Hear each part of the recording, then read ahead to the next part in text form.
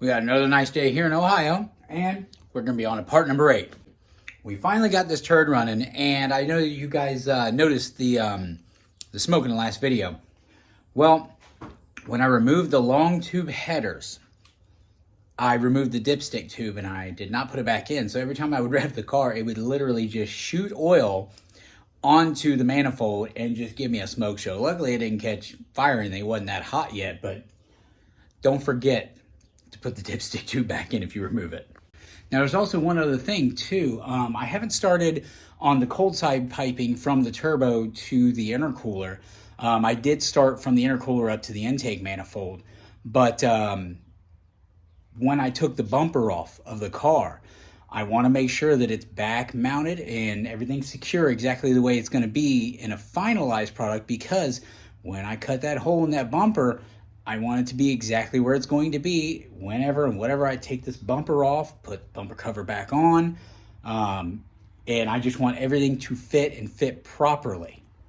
Now I'm going to go over the pieces that I had purchased to create this downpipe here as well. All right, so these are 3-inch mandrel bends. They're obviously, you know, a 180 and then a 90, and it's all mandrel bent, but also I picked up a piece of straight and a 3-inch V-band. So I know that off the turbo, there's a V-band, and it's kind of a pain to see that. There you go. So now what I'm going to do is, since I need to pretty much go about directly down, is I'm going to actually wind up cutting this probably right about here to bring the downpipe straight down. I'll probably end up with my O2 in here somewhere.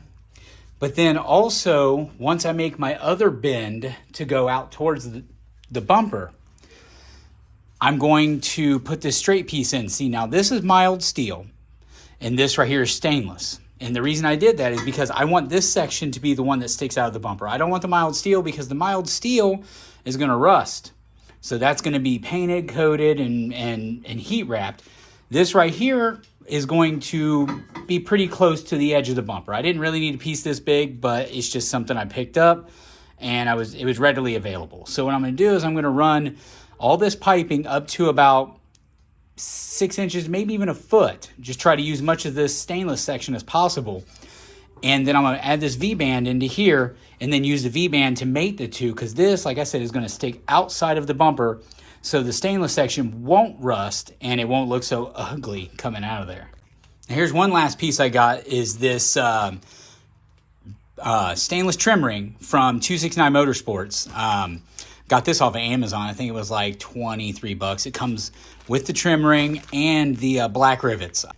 Also, the inner diameter of this is 3.5 inches.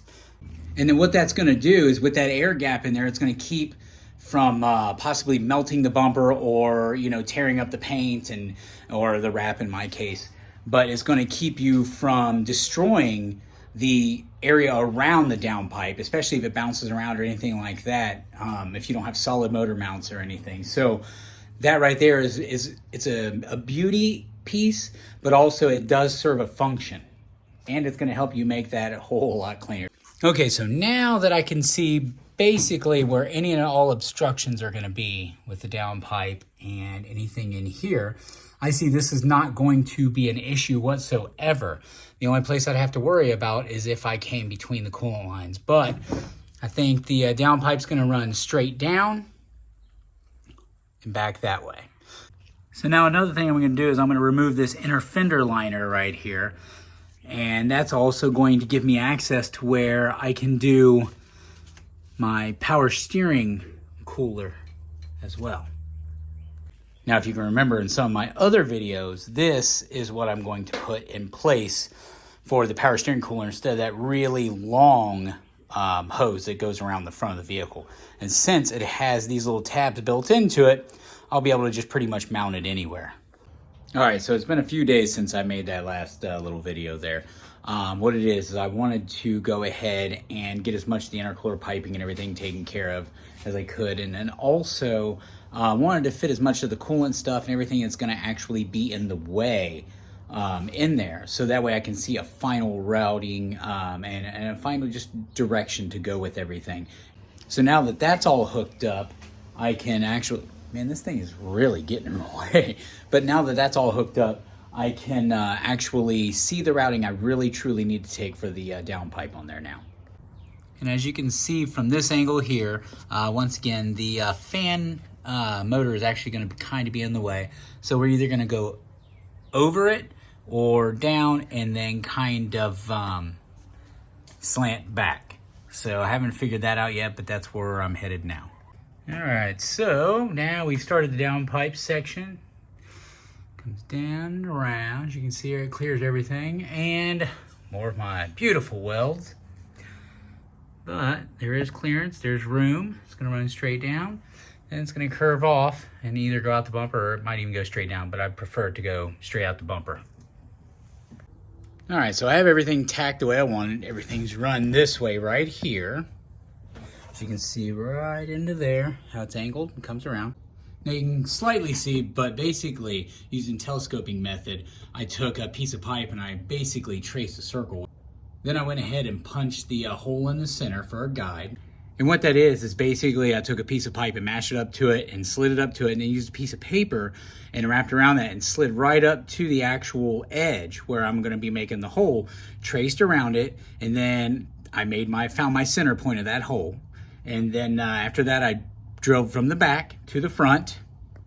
And as you can see here, put some tape down, made my drill hole through here, and then I took a circle cutter or a hole saw here, whatever size, and I'm cutting an exact diameter of the pipe, which is 3 inches. Now the trim ring I have is 3.5, so what that's gonna do is allow me to be able to trim it perfectly to wherever the pipe really does come out of there. All right, so here's like a preliminary thing. This is exactly the 3 inch that it is. So then I'll center the trim ring to that, and then here's the V-band that's gonna be in that place right there. So that way I know that the fitment and everything is gonna be right on, and this is exactly how it's going to stick right out of the bumper. So this is what I was talking about right here, how I can pick up one edge and use that slack towards the other. But now I just gotta figure out which orientation I wanna put this in, whether I wanna spin it this way, and then just hit one of the holes here with an 1/8 inch drill bit, and then it rivets in. All right, so this is how everything looks. It's all trimmed up. I mean, there's still some little bird edges that I'll clean up, but other than that, this is how she's gonna fit, and that's how everything's gonna line up from the inside. Now, this right here is what the final result's gonna be. As you can see, we got plenty of room all the way around. I've got my hand holding the V-band currently, but that is what she's gonna be. Now we're gonna do some final welds, and that's how she's gonna fit. And then we're gonna clean that edge up, and then after that, we're done. We're gonna paint it, heat wrap it, and call it a day on this one. So don't forget to like and subscribe, guys, and part number 9's coming.